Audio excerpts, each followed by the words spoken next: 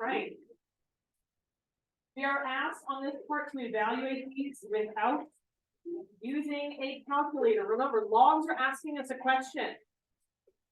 So if I look at number 9 here, when I read log base 2 of 1/16, the answer that it's looking for is 2, my base, to what power gives me 1/16?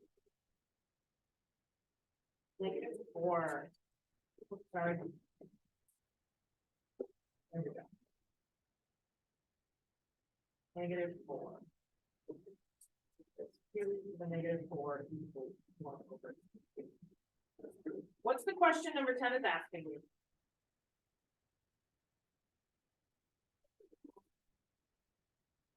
That's 12 to what power gives me 144?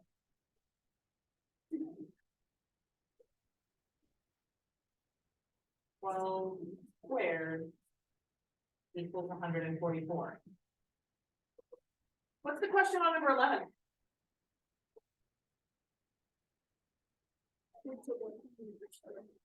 Yes, 10 to what power gives me 1,000? You guys know your trick with your base 10s? Count your zeros if you want to know what the exponent is. Count your zeros. So 10 to what power would give me 1,000? 3. 3 zeros, so it would be 3.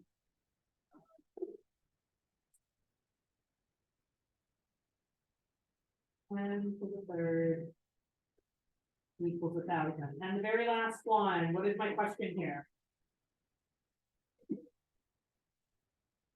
4 to what power gives you 1/64? What would that be? -3. Beautiful.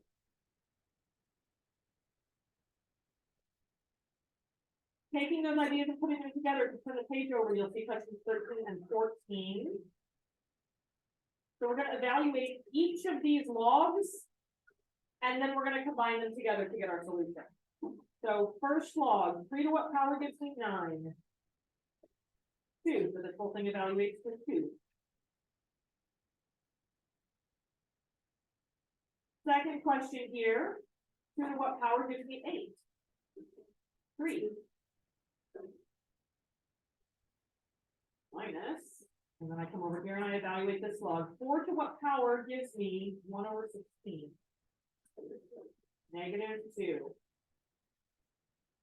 So this whole expression is really just saying 2 plus 3 minus -2, which gives me a solution of what? 7. When I subtract the negative, that turns into a plus, so I have 4 plus 3. Last one here, then we'll do some applications and a couple of graphs. 5 to what power gives me 5? 1. We switched bases here. What's the base of this next one? E. E to what power gives me 1? 0.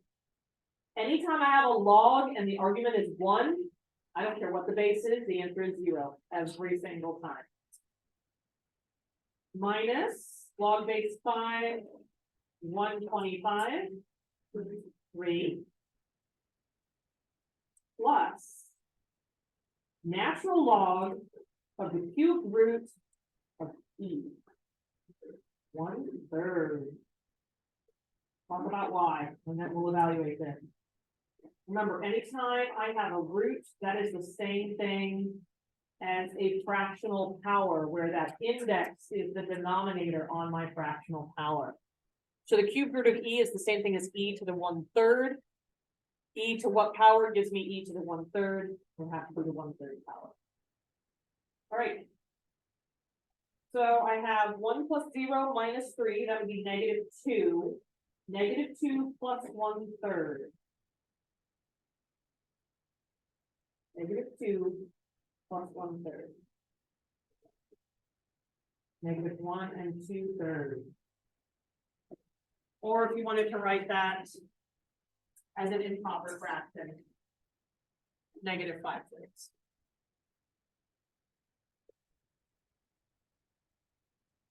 Couple of applications of this next.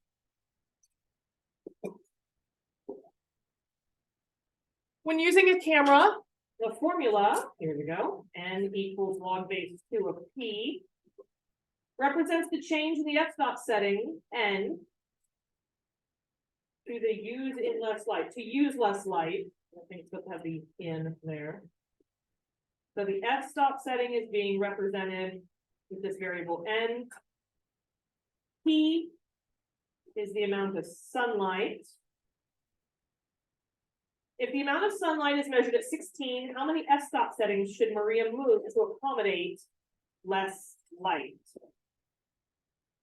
What do I do with this 16? Sub in for P. So I have n equals log base 2 of 16, and I put that means n equals 4. Why?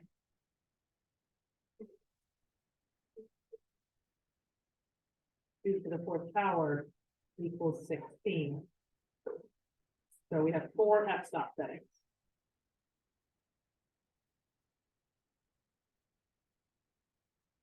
Remember, whenever we have word problems, story problems, application problems, whenever there is context, make sure you're including units with your final answer here. Number 16, at the Earth's surface, the air pressure decreases for each mile of altitude. Atmospheric pressure can be modeled by P equals log base 0.4x, where x measures altitude in miles. Find the number of miles.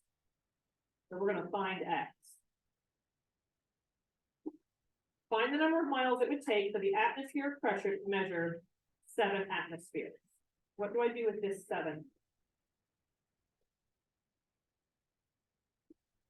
Sub in for P again. This time it's capital P. It's on the other side of the equal sign.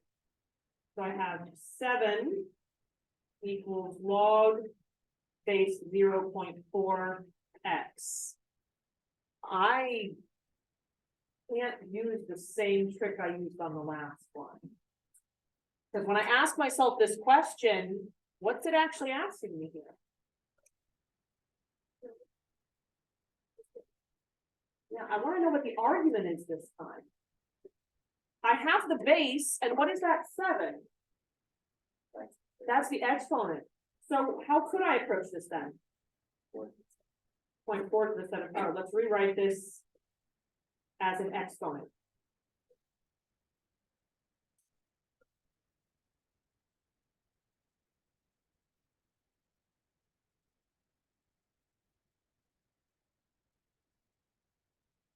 And 0.4 to the 7th power equals x. So now I can pop it into my calculator. Get a pretty small number, 0.001. 16. What kind of units would I put with that? Miles. Depending on your calculator, it might have given you scientific notation. It would be, let's see if I find my paper real quick. 1.6384 something something something, and then e to the -3. If you have a negative in your scientific notation, that's telling you that to write it without scientific notation, you need to move your decimal point that far to the left. If you have a positive number in scientific notation, you move it that far to the right to rewrite it without scientific notation. You guys ready to look at some graphs for our last couple minutes? Now, when it comes to doing logs, we could use just straight transformations, or we can use tables. I find logs to be more confusing than just about any other type of function I've ever worked with before. So when I'm graphing these, I'm almost always going to be using a table to help me really wrap my head around what's going on. We want to start off by graphing f of x equals log base 2 to the x. A couple days ago, we graphed its inverse, its counterpart, y equals 2 to the x. I'm going to make a table for this real quick. Because I know that this guy right here, if it's the inverse, then this is 2 to the y equals x. So I can take the table for my exponential I can reverse it, and then I have the table for my log. So let's do the table for the exponential first. Exponential, we chose our x's, -2, -1, 0, 1, and 2. We take those, we put them in for the exponent. What is 2 to the -2? 1/4. What is 2 to the -1? 1/2. 2 to the 0, 2 to the first, and 2 squared. So I want a table for this guy, so that I can graph it a little bit easier. What's going to be down the x side for my inverse table here, for my log table? 1/4, 1/2, 1, 2, and 4. Down the y side is where I have my -2, -1, 0, 1, and 2. We're going to have a vertical asymptote at x equals 0.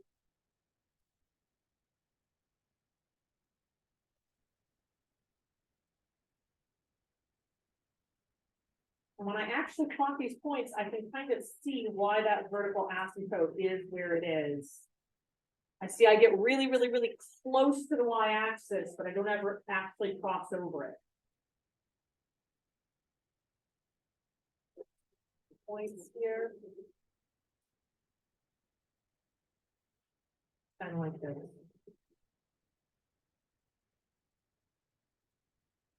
What would the domain be to this? 0 to infinity. Our range. Negative infinity to positive infinity. And my vertical asymptote there at x equals 0. Let's come over here and do log base 3 of x. I'm going to jump right to the table for that. I'm not going to make the table for the exponential first. Since I know it's the inverse, what kinds of things am I going to see down the x side for a base 3? 1/9, 1/3,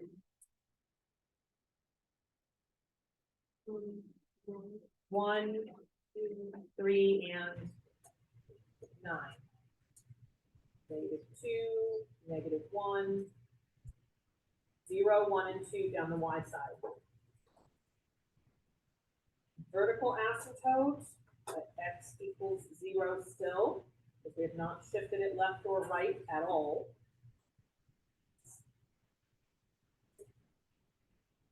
-2, 1/9, we're really hugging up against that asymptote.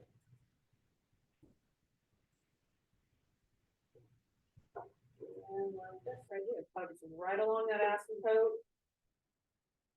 Curves through those points. Notice it curves more sharply. It has more and more of a almost right angle appearance to it. The bigger our base is, the sharper that turn is going to be. It's never going to make a full right angle, but it's going to look more and more like a sharp right turn. What's our domain for this guy? Still 0 to infinity. Our range, negative infinity to positive infinity.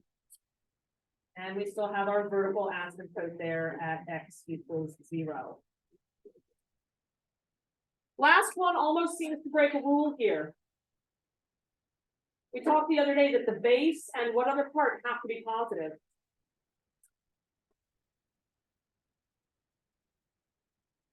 The argument.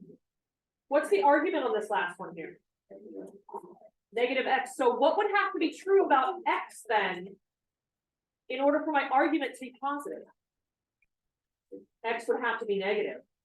So which table is this one going to more closely resemble? The one for number 1 or for number 2? Number 1, because we have a base of 2 still. What's going to be the only difference in these two tables? It flips over the y-axis. So I have -1/4, -1/2, -1, -2, and -4. Still have my vertical asymptote here at x equals 0. But now we flipped over this way.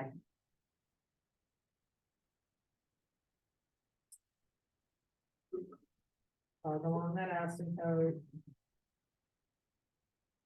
And prove it out. Domain and range are same as the other two. Vertical asymptote is in the exact same spot. Oh, sorry, no, domain is different, negative infinity to 0, I spoke too soon. Range, however, and my vertical asymptote are still the same. But my domain is negative infinity to 0. We're gonna practice with graphing the transformations tomorrow, and then we will get into some solving, and that's where we'll finish up 5.4. 5.5, we will start when we get back from break. We'll review 5.4, but 5.5 does a pretty good job of reviewing all the things that we talked about in 5.4. So we'll probably dig in there and review as we need to. You guys will have a quiz over 5.4 and 5.5 because we're spanning the break. I will make sure that I give you guys a review page before that quiz, so you have a good chance to practice all this. I hope you have a fantastic rest of your day, and I